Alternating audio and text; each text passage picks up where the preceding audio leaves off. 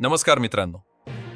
8व्या वेतन आयोगाबाबत एक मोठी अपडेट समोर आली असून जुनी पेन्शन योजना म्हणजेच OPS पुन्हा लागू होणार का याबाबत देशभरातील कर्मचारी आणि पेन्शनधारकांमध्ये उत्सुकता वाढली आहे. सध्या 8व्या वेतन आयोगाचे काम वेगानं सुरू असून त्याचा थेट परिणाम 50 लाखाहून अधिक केंद्रीय कर्मचारी आणि 65 लाखांपेक्षा जास्त पेन्शनधारकांवर होणार आहे.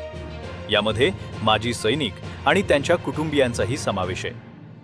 कर्मचारी संघटनांचं म्हणणं आहे की सध्याची NPS म्हणजेच नवी पेन्शन योजना निवृत्तीनंतर आर्थिक सुरक्षिततेची पुरेशी हमी देत नाही. त्यामुळे NPS रद्द करून जुनी पेन्शन योजना पुन्हा लागू करण्याची मागणी जोर धरते.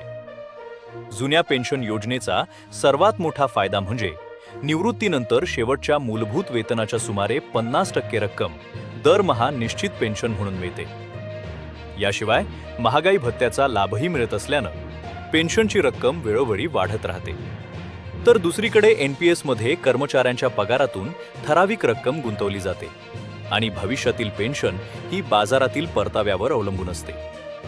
त्यामुळे मिळणारी पेन्शन निश्चित नसते, अशी कर्मचाऱ्यांची तक्रार आहे. काही कर्मचारी संघटनांचा दावा आहे की काही निवृत्त कर्मचाऱ्यांना अत्यल्प पेन्शन मिळत असल्यानं जुनी पेन्शन योजना पुन्हा लागू करण्याची मागणी अधिक तीव्र झाली आहे.